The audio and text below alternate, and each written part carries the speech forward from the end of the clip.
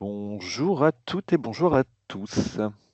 Est-ce que vous m'entendez bien? Est-ce qu'on pourrait avoir des petits pouces, des interactions ou un petit message dans la conversation? Bonjour à tous, superbe, magique, merci beaucoup.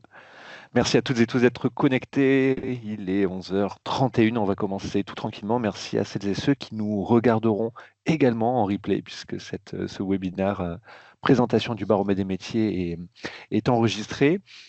Bonjour tout le monde, bonjour Solène qui va se joindre à nous pour cette présentation, Solène Vasseur.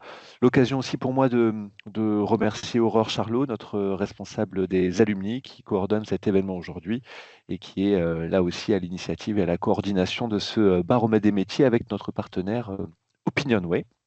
Je partage mon écran et ce sera le fil conducteur de ce webinaire qui va durer environ 45 minutes, nous permettant ainsi de répondre aux questions que vous pourrez nous poser pendant la présentation et à la fin dans le fil de conversation, n'hésitez surtout pas. On est une quarantaine de connectés pour le moment, à la fois partenaires entreprises, collaborateurs de Subdecom, mais aussi partenaires établissements qui nous font confiance à Subdecom pour la déclinaison pédagogique et notre offre de formation.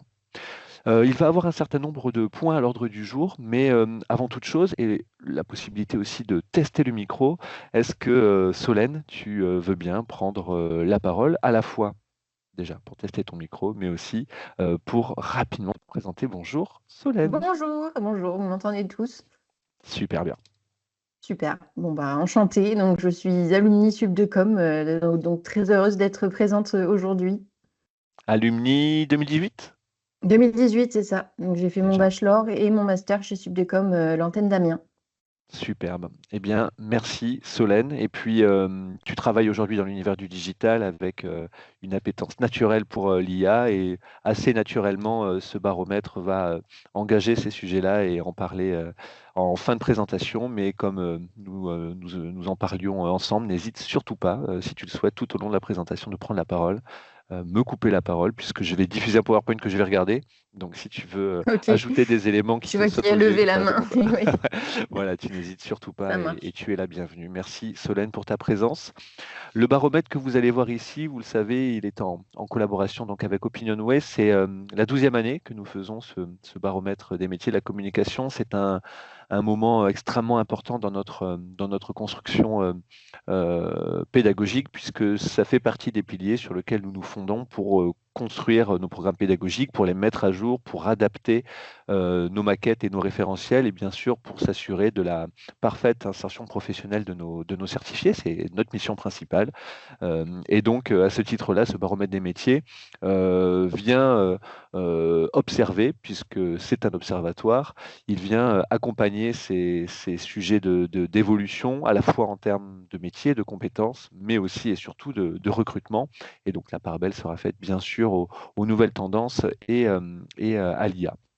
Vous voyez les 13 parties, les 13 slides finalement qui vont constituer cette présentation aujourd'hui. Le premier qui effectivement, bien sûr, nous explique la méthodologie de cette consultation. 322 professionnels qui ont répondu à la consultation que nous avons mise en collaboration avec Opinionway. C'est donc la 12e édition de ce baromètre des métiers de la communication par Subdecom. Il en existe plusieurs sur différents établissements dans différentes régions, puisque effectivement l'univers de la com est un univers qui est très accompagné d'associations, qui est très syndiqué, et donc qui a effectivement un certain nombre de structures, de macro-structures, qui sont amenées aujourd'hui à créer eux-mêmes leur propre observatoire, leur propre baromètre. Donc celui-là en fait partie. Et effectivement, l'idée aujourd'hui, c'est de s'appuyer sur notre réseau de 15 établissements, sur notre expérience de plus de 40 ans, et donc d'aller solliciter des professionnels du réseau de Subdecom, mais aussi en dehors du réseau de Subdecom, pour aller chercher effectivement à comprendre au mieux les perspectives de développement de cet univers qui est, comme la société au sens général, en pleine évolution, en pleine révolution.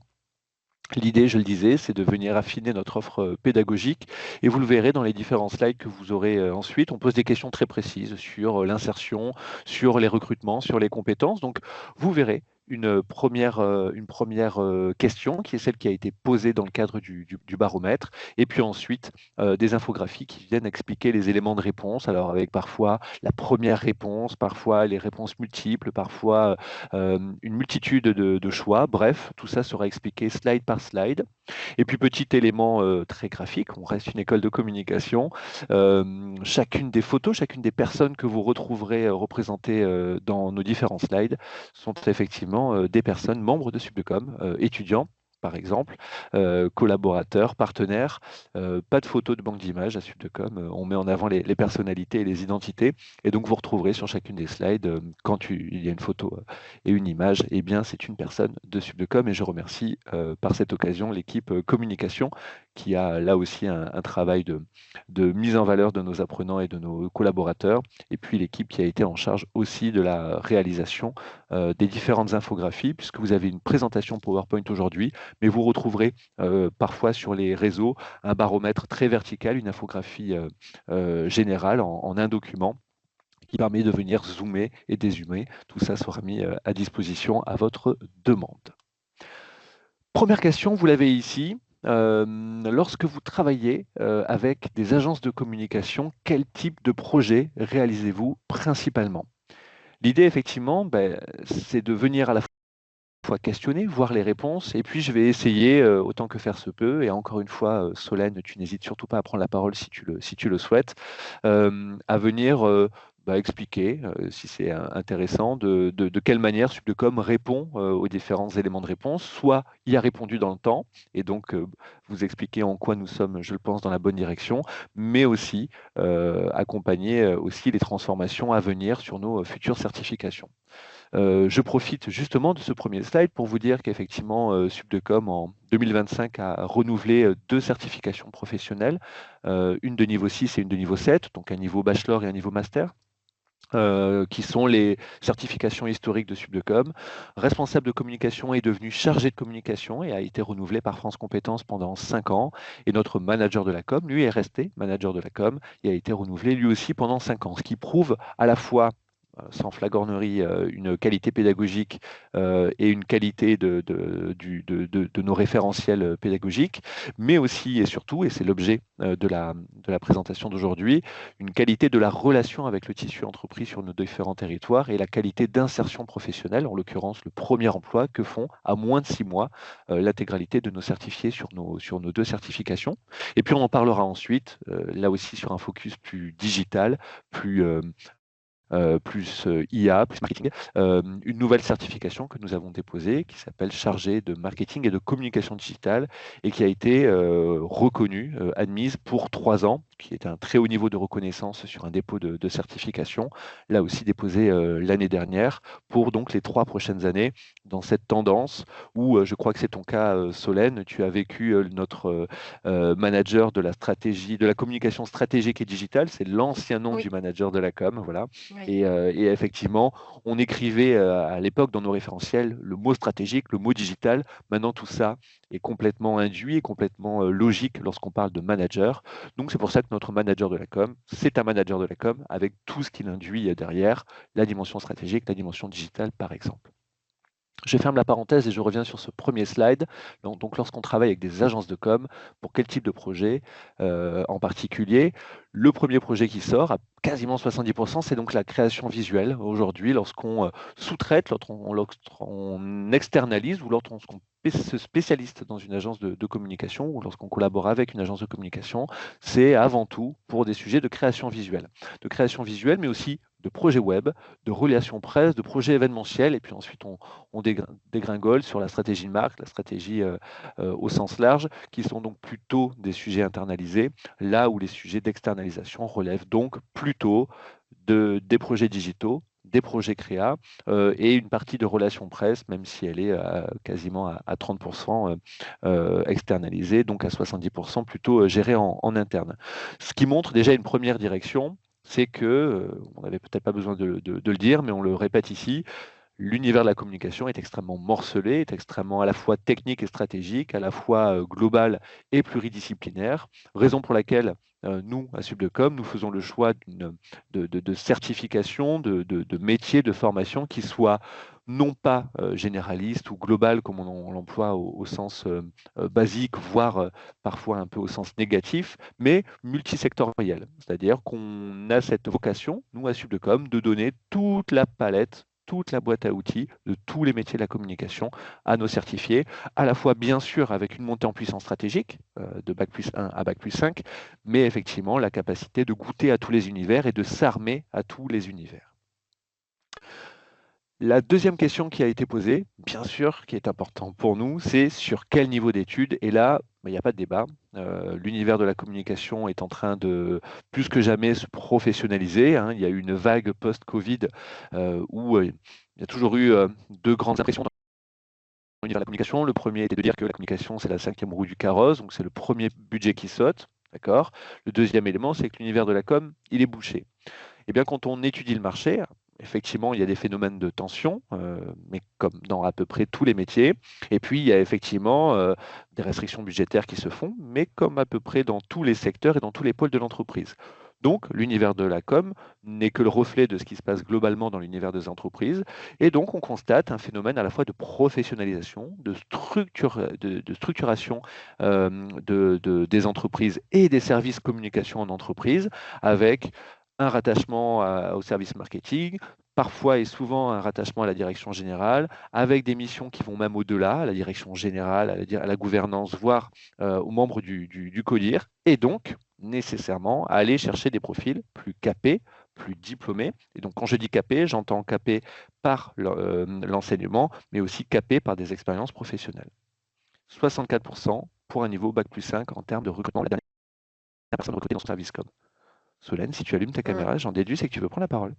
Ouais, bah, je peux rebondir sur ce sujet parce que oui, c'est révélateur du fait que les Bac plus 5 sont plus un profil stratégique et qu'à aujourd'hui, dans la communication, de mon point de vue, on a accès à beaucoup d'informations qui nous permettent de mettre un pied à la communication et donc Mhm. d'avoir un niveau Bac plus 2, plus 3 un peu plus opérationnel, qui est aujourd'hui de plus en plus accessible. Et là où on va chercher vraiment la force d'un alternant ou d'un junior Mhm. dans la communication, c'est vraiment la partie stratégique Bien qui est sûr. pour beaucoup au début évidente, parce que quand on entend quelqu'un le communiquer, on se dit mais oui, c'est évident, ça coule de source, mais en fait cette logique, elle est acquise par la compétence de tout ce qu'on apprend Mhm. en études sur la partie stratégique, analyse de cas concrets. Et donc, oui, les Bac plus 5 ont plus de possibilités d'emploi par derrière et d'évolution. Bien sûr. Bien sûr. Donc, Merci. Merci Solène pour ce témoignage, parce que c'est vrai, on a cette espèce de pyramide que l'on met en avant, nous, dans notre pédagogie. Première, deuxième année, on va dire, je produis, je définis, j'essaie de mhm, comprendre. Troisième année, on est déjà dans une dynamique de coordination. On est à la fois sur de l'opérationnel, mais on devient un peu plus technique et un peu plus managérial. On peut commencer à coordonner des projets, par exemple. Et puis ensuite, je pilote, 4 et 5, je pilote, je ouais. définis une stratégie. Et là où j'ai géré un projet, je peux en gérer plusieurs. Là où j'ai géré une équipe, je peux commencer à en gérer plusieurs. Et donc, il y a cette montée en puissance, mais sans se mentir aussi. Et puis, on le verra, je crois, dès le slide après, c'est qu'effectivement, malgré tout, s'il y a une majorité de recrutement à Bac plus 5, on Mhm. continue à recruter sur des profils juniors chargés de com. Donc, Mm. c'est-à-dire que ce n'est pas parce qu'on a un Bac plus 5 manager de la com que lorsqu'on sort des études, on est manager de la com. Ça, France Compétences l'a très bien compris. Ce sont des compétences en devenir. Et donc, on est en capacité aujourd'hui à avoir un profil d'insertion à moins de 6 mois après sa diplomation qui nous permettent de se préparer pour un univers métier qui est extrêmement large. Et aujourd'hui, être manager de la com, ça peut être dans certaines structures, être assistant ou chargé de com ou responsable com, voire directrice ou directeur de la communication. Et tout ça dans la grande famille des managers de la communication. On le voit aujourd'hui, donc, assistant com, chargé de com digital, chargé de communication. On est déjà à 60% des recrutements sur ces trois appellations métiers-là. On voit aussi des postes très opérationnels, voire techniques, community manager, chef de projet web, graphiste. L'univers de l'événementiel, il faut le savoir, Subdecom a cette histoire autour de la communication RSE, autour de la communication stratégique, mais a toujours ces grandes options pour lesquelles on est amené à former, là aussi, de post-bac jusqu'à bac plus 5, le digital, l'événementiel, la créa. l'arrivée de la filière publicitaire il y a quelques rentrées maintenant, voilà, qui nous permet là aussi d'aller sur cet univers des agences de communication sur lesquelles nous allions moins historiquement à Subdecom. Et donc tout ça, voilà, en pleine conformité avec les données d'insertion. Donc pour quel poste ou quel titre votre dernier Mm. recrutement a eu lieu, chargé de communication Ouais. et assistant communication en majorité. Je vois Alexandre dans les commentaires qui dit, à mon avis, il faut savoir être flexible, être ouvert et proactif. Donc, clairement. C'était le sujet aussi que je voulais rebondir, c'est que les deux Mm, profils, donc chargé de communication et assistant communication qui sont majoritaires, sont en fait le résumé de tout ce qu'il y a en dessous. C'est-à-dire qu'un clairement. chargé de com est aussi community manager, est aussi chef de projet, est aussi graphiste. Et Ouais, on leur demande d'être un peu tout ça. Et surtout, pour l'entreprise, c'est assurer une flexibilité. C'est-à-dire mm, que si demain la stratégie sur les réseaux sociaux est testée et fonctionne, alors le chargé de com peut continuer dans cette voie. Et clairement. s'il vient une nouvelle ère ou un nouveau réseau social ou un nouvel outil, alors il y a beaucoup plus de flexibilité pour pouvoir switcher de l'un à l'autre et suivre les évolutions. Superbe, c'est exactement, c'est tout à fait ça. Et cette flexibilité-là, elle va dans les deux sens. Elle va sur la flexibilité, bien sûr, des missions, comme tu le dis très bien, Solène, et aussi sur la flexibilité d'être en capacité à un moment de se dire, je suis diplômé à Bac+5, je rentre assistant com. Et cette flexibilité, c'est être capable à un moment de dire, je prends des missions complémentaires, je montre à ma gouvernance que je suis en capacité d'évoluer, je prends des missions plus transverses, et donc je grimpe en expérience pour aller vers ces métiers cibles.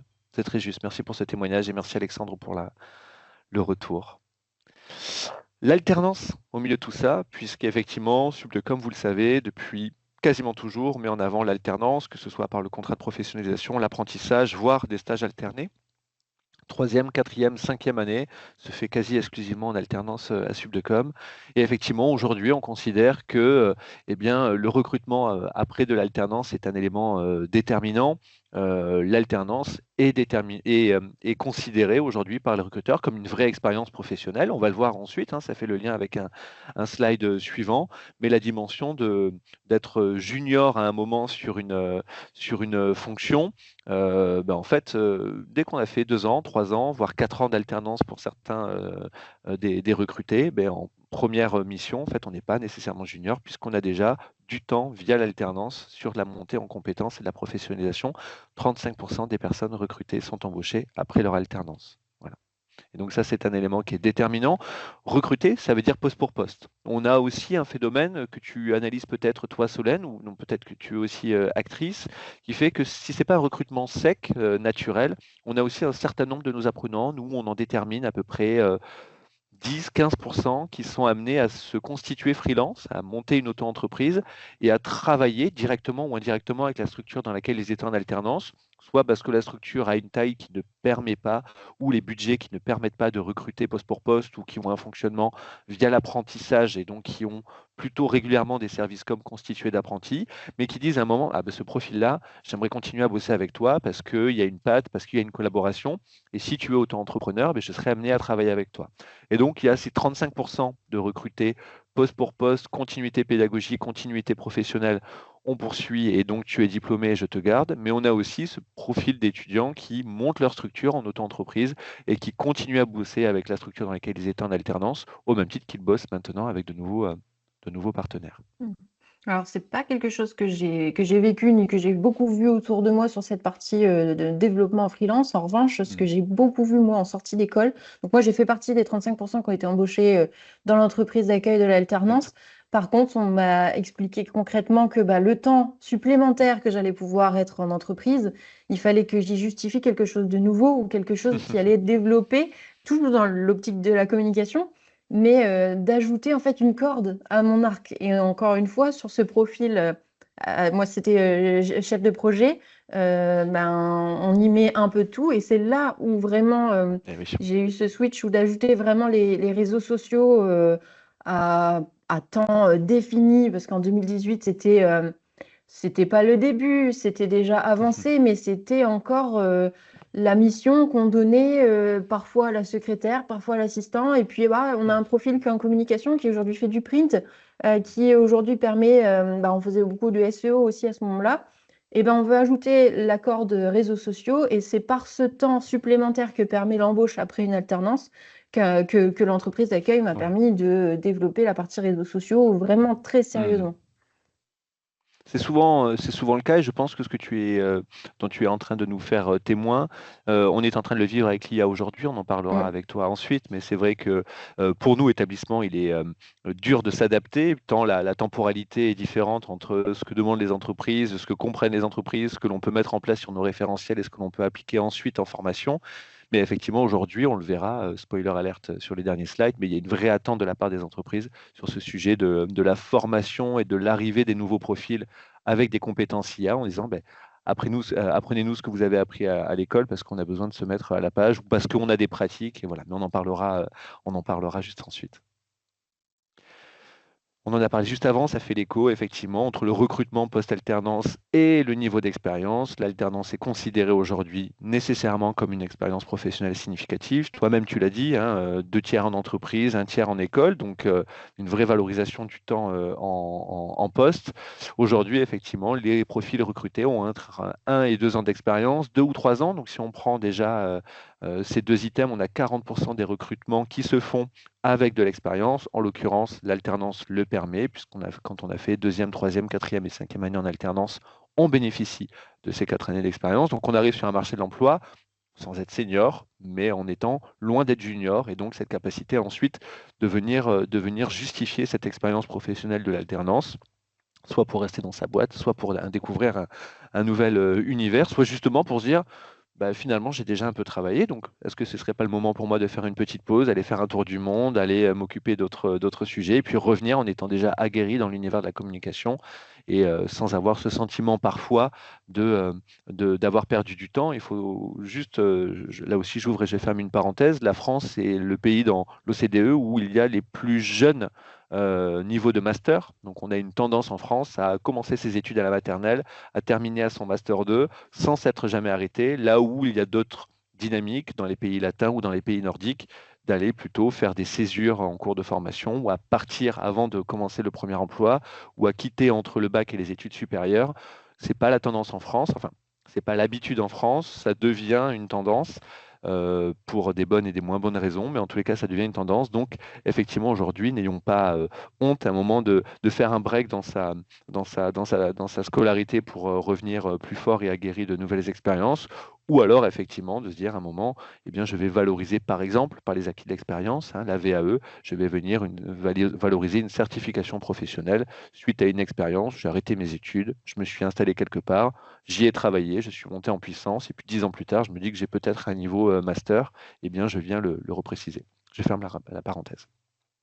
Et vous voyez la deuxième petite bulle, tout en bas à droite, qui nous parle effectivement de ces 57% des recrutés qui ont un profil plutôt généraliste, hein, reconnu comme généraliste. C'est vrai que c'est pas un gros mot aujourd'hui de dire généraliste.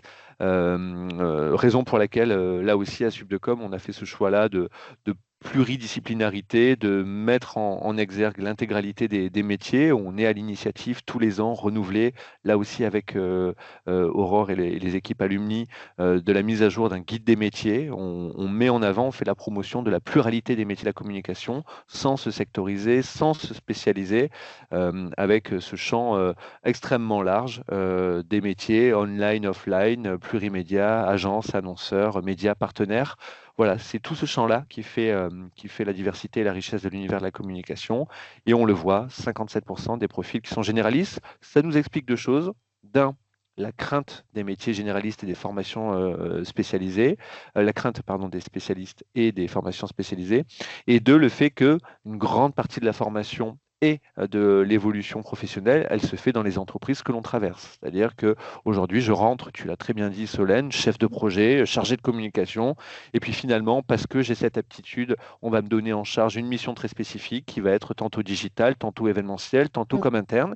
Et puis la vie fait que et je vais devenir plutôt responsable de la communication interne, ou je vais devenir chargé de projet événementiel et communication RSE, par exemple, qui sont des profils que l'on voit et qui sont des intitulés métiers qui sont longs, mais sur lesquels on ne recrute pas post-études, mais on les recrute, on les voit évoluer, on les fait évoluer, soit parce qu'il y a des profils, soit parce qu'il y a effectivement des services communication qui sont très structurés. Donc, Mm, mm. c'est pas surprenant d'avoir ce positionnement plutôt généraliste. En tous les cas, c'est le terme qui nous est remonté par ce baromètre Mm. et en observatoire. Et je trouve que c'est parce qu'on est des bons généralistes qu'on arrive à être des bons spécialistes. Mm, Il faut avoir découvert, testé, compris l'univers avant de pouvoir spécialiser vraiment plus mm. pointu sur un sujet donné. Punchline. Là, j'aime beaucoup. C'est parce qu'on est des bons spécialistes, des bons généralistes qu'on peut devenir des bons spécialistes. La question 7 et l'item 7 nous amènent sur les besoins en communication identifiés par les entreprises. Là non plus, on peut considérer que ce slide-là, il est assez commun aux 12 dernières éditions. On voit cette tendance. Là aussi, tu en parlais, toi, depuis 2018, hein, cette tendance des réseaux sociaux, de la com externe, de la créa. Voilà, pour quels besoins en communication votre entreprise a-t-elle été recrutée? Il y avait plusieurs réponses possibles. Et ce que vous voyez ici dans la dimension tubulaire indiquée par les pourcentages, c'est l'item qui a été donc mentionné en premier. Les entreprises avaient plusieurs choix, mais l'item mentionné en premier à 54% a été donc les réseaux sociaux, la notoriété, la réputation, la irréputation de la structure, la communication externe, hein, puisqu'il faut justifier aujourd'hui un budget de communication en termes de notoriété. Donc on peut comprendre effectivement qu'il y ait une tendance principale à la com externe, la créa, l'événementiel, la com interne, et jusqu'à même 31% la communication corporate, communication de la marque. Quels sont les principaux canaux de recrutement externe que votre entreprise utilise pour un recrutement en communication? Là aussi, c'est l'item mentionné en premier. On voit que le premier, eh bien, c'est LinkedIn. C'est le réseau social professionnel qui est aujourd'hui donc le principal canal utilisé pour recruter en externe, à la fois par sa capacité à diffuser une annonce, à la fois la possibilité de cibler des profils, et puis bien sûr, au-delà de l'ergonomie du site. Les sites spécialisés ensuite, il y en a plein, il en existe plein, et c'est normal, et parfois l'un fait écho à l'autre. On poste sur LinkedIn, on poste à la fois sur des réseaux, Welcome to the Jungle, Indeed, APEC, France Travail, bref. Et ensuite, le réseau personnel ou professionnel, 16%, et les écoles de com qui apparaissent ici, on peut considérer qu'environ 10% des entreprises vont chercher directement à la sortie de l'école ou en école, raison pour laquelle sur nos établissements, on trouve régulièrement des job dating, des stages dating, des job dating en alternance, et donc qui donnent la possibilité, là aussi, d'être en contact régulier, soit à travers des plateformes, soit avec des temps forts événementiels organisés pour cela. On va tranquillement faire un focus sur les compétences et les attentes particulières des employeurs, et on va aller tout naturellement vers la dimension digitale et IA. Ce neuvième slide nous parle des attentes des recruteurs au sujet des savoir-faire. Quels sont les principaux sur les savoir-faire en communication lors des démarches de recrutement? Eh bien, avec un élément là aussi qui est un fil rouge de ces dernières années, la capacité à bien rédiger. Le rédactionnel est un élément qui est déterminant. On le dit souvent, ça aussi, c'est une espèce de ritournelle que l'on a à Sublecom. Un bon communicant, il sait bien s'exprimer, il sait bien écrire. Voilà. Alors aujourd'hui, là aussi, et on le verra dans quelques slides, des outils, et en particulier l'IA, nous permettent de gagner, si ce n'est en compétences, en tous les cas en qualité de rédactionnel depuis quelques années. Mais c'est toujours une attente particulière, un bon poste, un bon communiqué de presse, une bonne prise de parole, une bonne note interne. Elle doit être bien rédigée. Bien rédigée, ça veut dire dans le fond et dans la forme. Et ça, la qualité rédactionnelle est extrêmement importante. Raison pour laquelle, encore une fois, à Sublecom, dès la première année, on fait des dictées. Ça peut paraître étrange, mais on a ces modules que tu n'avais pas à ton époque, Solène, mais qui ne sont que le constat de difficultés que peuvent avoir certains de nos apprenants aujourd'hui à la fois bien conceptualiser, mais ensuite bien traduire à l'écrit des propos et des écrits. Donc, au-delà de l'accompagnement avec des outils spécifiques, il y a aussi effectivement des cours de rédaction et des dictées sur table qui permettent effectivement d'évaluer un niveau de compétences et de connaissances syntaxiques, grammaticales, orthographiques. Voilà, c'est hyper important. Au même titre que réseaux sociaux, gestion de projet à égalité, sont des savoir-faire extrêmement importants, toujours aussi importants dans l'insertion professionnelle. Au même titre, on peut faire le point, le pendant entre l'organisation et la gestion de projet. On a une grande partie de nos apprenants et de nos certifiés qui sont dans l'univers de l'événementiel. Si on n'a pas ces compétences-là aujourd'hui de gestion de projet, d'organisation, on n'avance pas à la bonne vitesse. Et puis ensuite, on le voit, l'infographie, on commence à rentrer sur des dimensions techniques, infographie, PAO, outils CRM, bref, la capacité à mobiliser des outils, c'est important aujourd'hui, là aussi, puisqu'il y a des attentes particulières de la part des entreprises, avec, malgré tout, là, si on compare par rapport aux années précédentes, des pourcentages qui deviennent de plus en plus faibles. C'est de moins en moins une attente en termes de savoir-faire, parce que les entreprises savent que de plus en plus l'IA peut accompagner cette dimension technique, et deux, parce que, encore une fois, si on fait écho au slide précédent, ce qui est attendu, ce sont des sujets plus généralistes que des compétences très techniques, puisque là aussi, 3 ou 4 slides plus tôt, souvenez-vous, on a dit que les éléments sur lesquels on était amené de plus en plus à externaliser, c'était sur la production de créa et sur la production digitale. Donc, raison pour laquelle c'est une attente moindre de la part des entreprises en termes de recrutement. 50%, petite capsule, le saviez-vous, des entreprises envisagent un recrutement en communication dans les 12 prochains mois. L'année 2026 va être une année de recrutement. 50%, donc ça veut aussi dire 50% qui n'envisagent pas de recruter, mais 50%, c'est une évolution. On a plutôt une tendance historique, 25-30% de ces métiers en tension. Et donc, effectivement, on est là sur une tendance plutôt croissante des recrutements dans l'univers de la communication, ce qui est rassurant, avec la part belle faite à la jeunesse, vous le voyez, avec le petit encart en bas à droite. Les recrutements seraient donc des contrats. Un tiers des recrutements seront en alternance. On passe des savoir-faire au savoir-être, l'esprit d'équipe et l'attente plus spécifiquement démontrée de la part de nos recruteurs, en tous les cas ceux qui ont répondu à notre observatoire et à notre baromètre. 11% pour l'esprit d'équipe.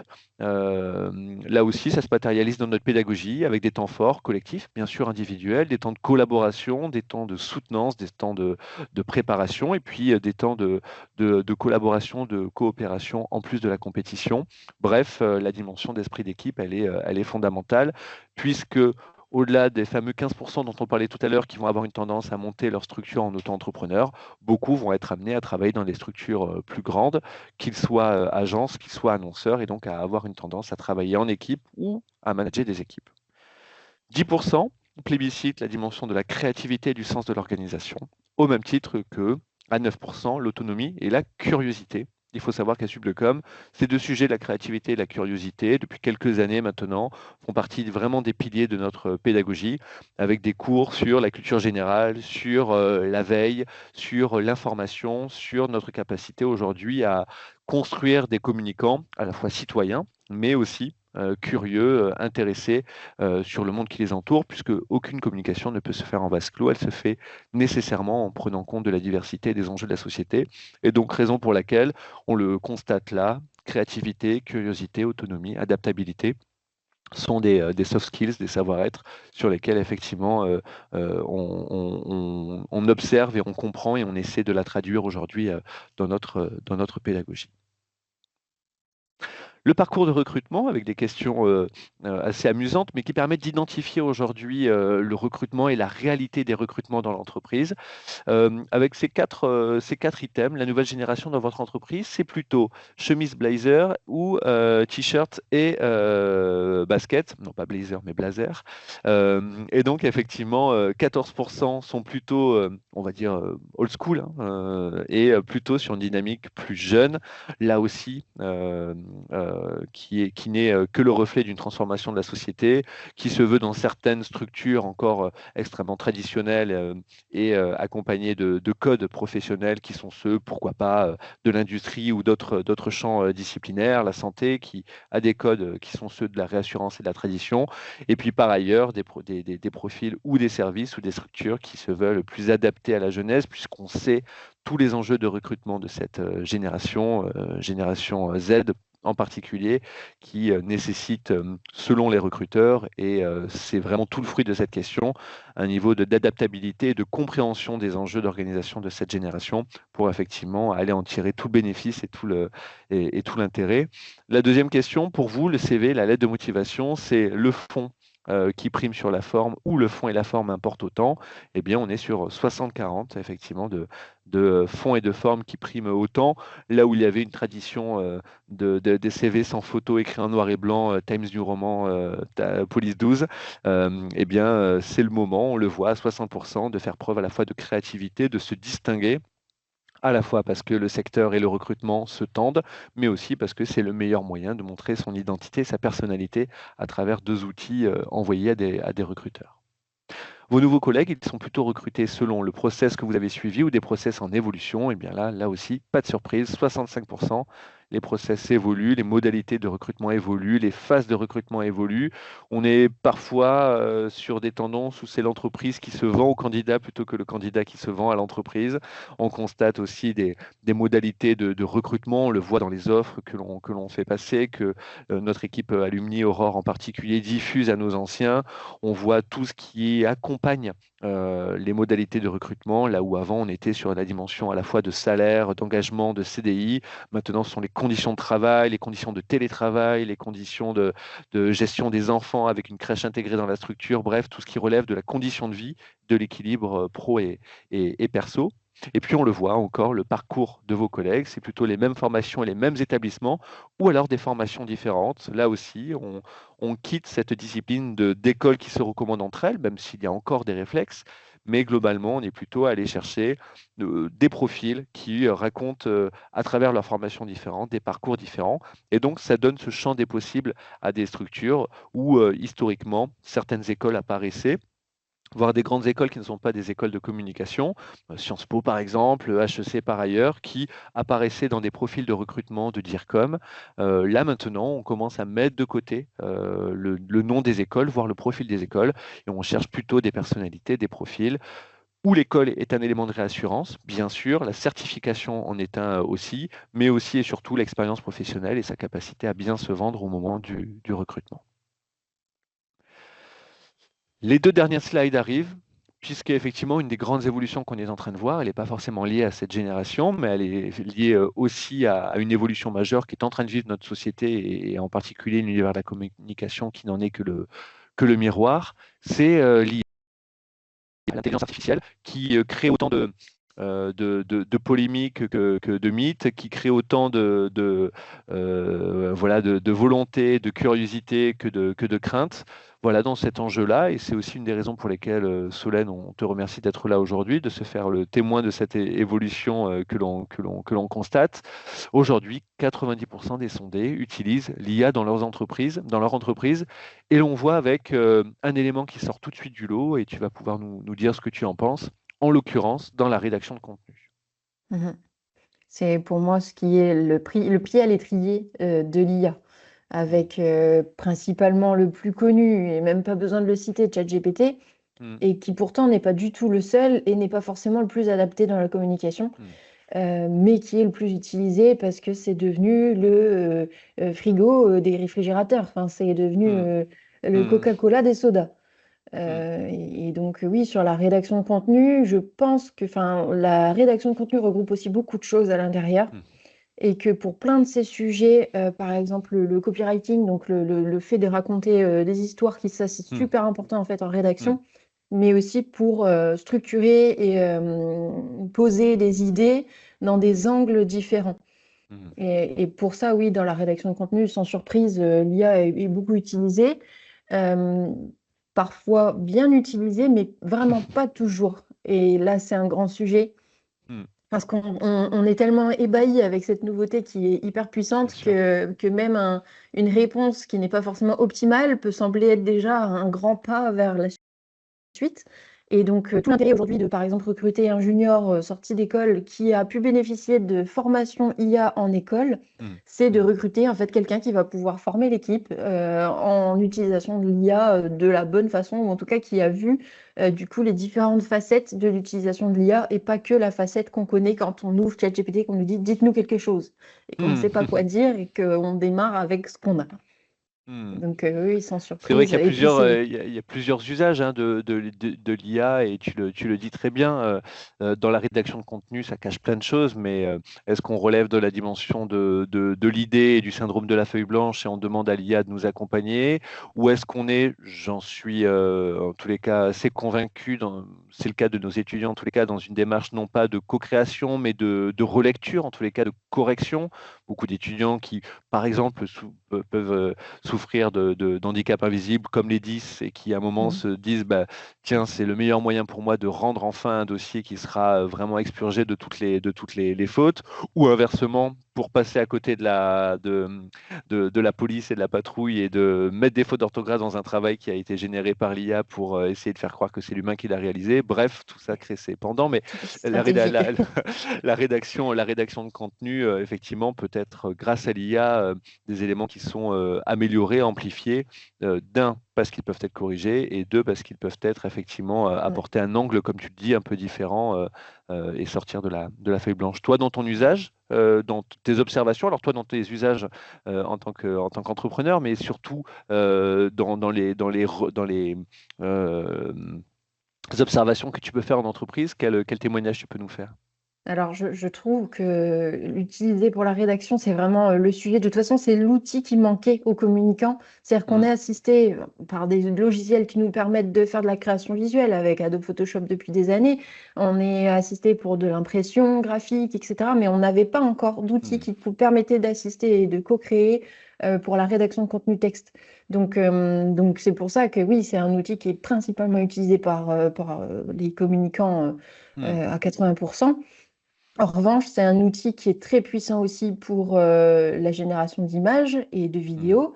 Mais mm, comme c'est déjà assez complexe et que on n'en est encore qu'au début, en fait, et là, on mm, compte sur les outils comme Adobe, comme Canva mm, pour les intégrer et les utiliser, et voire même, du coup, on oublie qu'on utilise mm, de l'IA.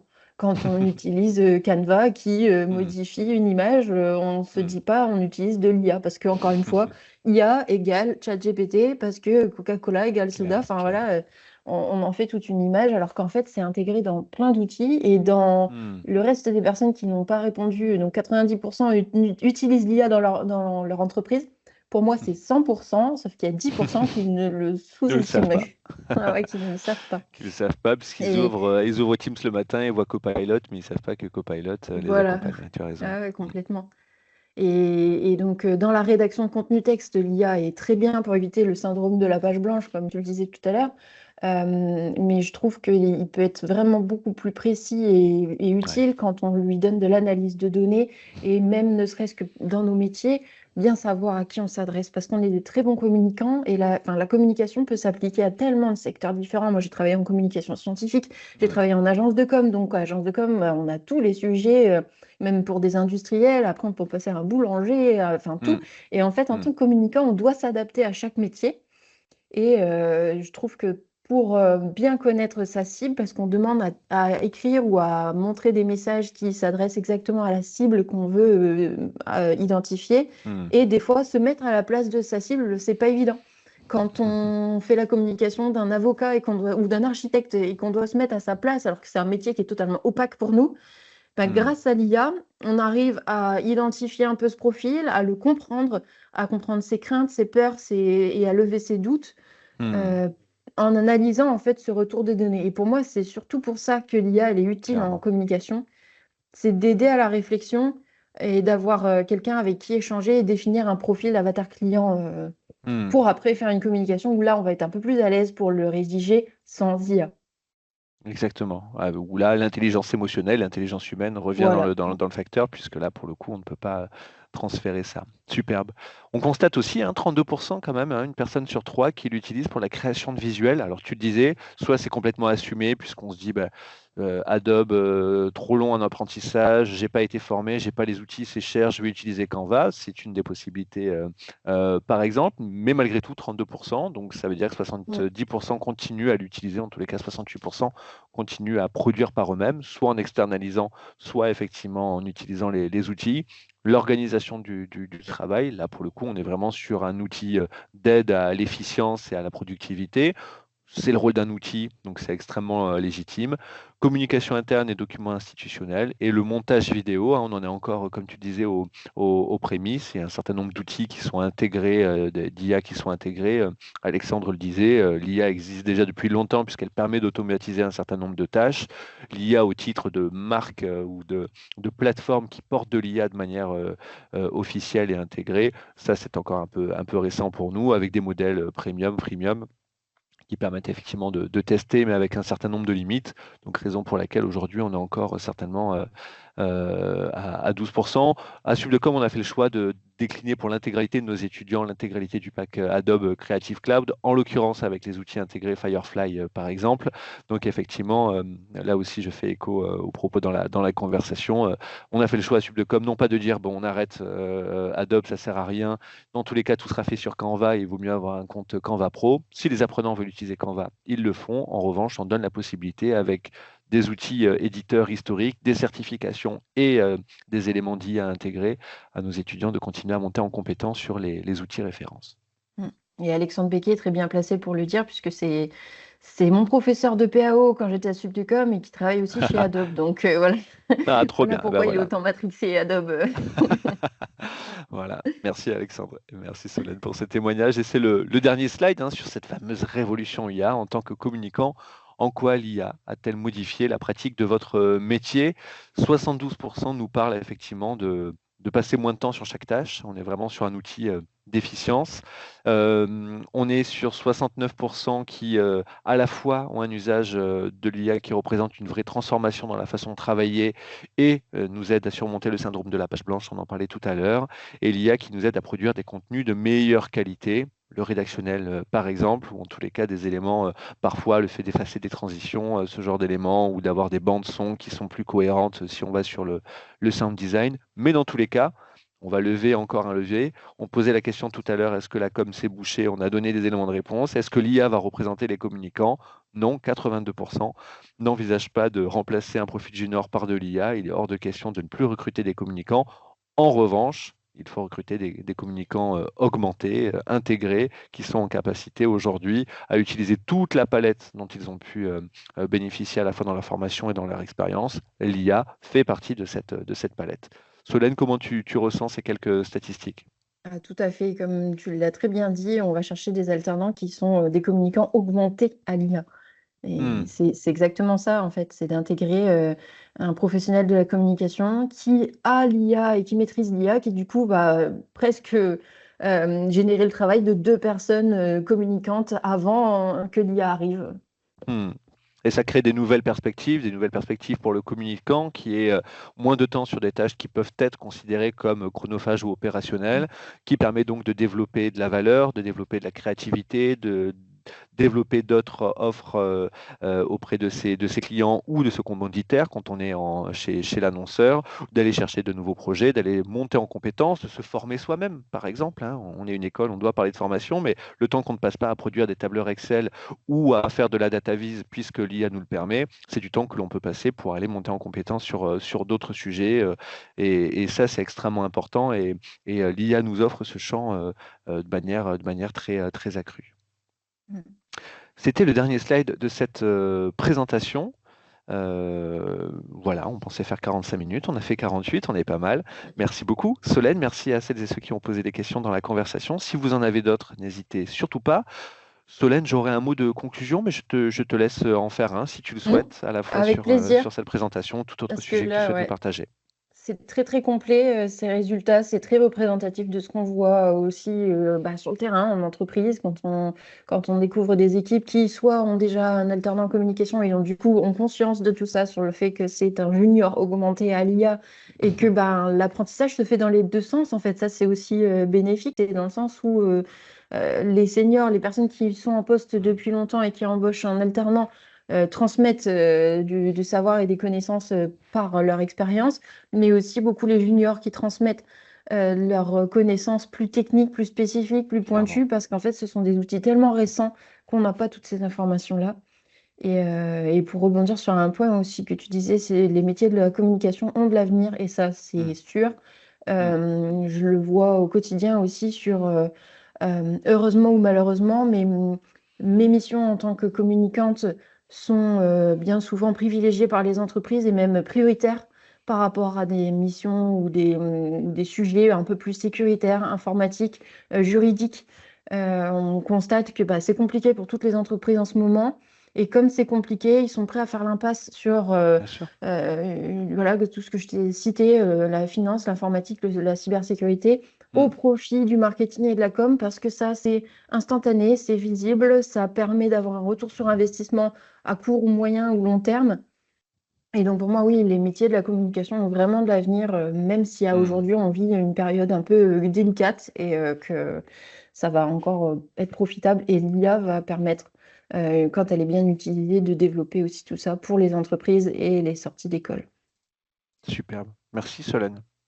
Merci pour ton témoignage, merci pour ton mot de la fin qui est extrêmement juste et à la fois enthousiasmant, mais aussi très pragmatique, très réel et concret. Je voulais ajouter simplement deux éléments, au-delà d'être complètement aligné avec toi. Le premier, c'est un élément que l'on a vu dans ce baromètre, c'est le rôle de l'alternance dans tout ça, de la professionnalisation, comme un élément déterminant de l'expérience professionnelle. Je pense qu'on le voit de plus en plus, c'est devenu un critère vraiment déterminant, l'alternance comme un vrai élément de première expérience professionnelle. Et bien sûr, ce sujet, l'IA, on est une parfaite réalisation, mais de l'adaptabilité. Être capable, comme on le disait, d'être à la fois adaptable dans son profil, dans sa candidature, dans les structures vers lesquelles on se rapproche, dans la manière dont on appréhende, dans la manière dont on apprend. Et puis une fois qu'on est en entreprise, la manière dont on s'adapte à cette structure et la manière dont on va essayer de mettre à la fois sa personnalité dans les projets, ses réalisations, pour ensuite continuer, poursuivre et évoluer dans cette structure. L'adaptabilité est un élément qui est vraiment déterminant et ça, effectivement, le baromètre nous l'a encore une fois bien montré. Merci beaucoup, Solène. Merci à toutes et tous. Il n'y a pas eu d'autres questions dans la conversation. Vous pourrez retrouver tous ces éléments à la fois sur notre site et en prenant contact avec toute l'équipe de la communication et Aurore Charlot aux alumni. Solène, on peut te suivre sur ton LinkedIn, suivre LinkedIn, Instagram, Facebook. voilà, ultra connecté Spécialiste des et c'est réseaux normal. sociaux, retrouvez-moi sur les réseaux sociaux. Voilà. Oui. Merci encore une fois, bravo pour ton parcours depuis 2018, mais même avant. Et puis apparemment, tu as laissé une trace indélébile chez certains formateurs qui nous ont fait la joie d'être présents Après, aujourd'hui. certains formateurs qui sont aussi devenus des clients, donc en fait la boucle Bon, est bah ça bouclée. va. Et encore hier, Exactement. j'avais encore un ancien formateur qui est client aujourd'hui, donc Et bah c'est voilà, profitable à tout le monde. la grande famille Subdecom. Merci infiniment, merci à toutes et tous. Très belle journée, bon appétit et à très bientôt. Merci, Merci encore Solène. Au revoir. merci.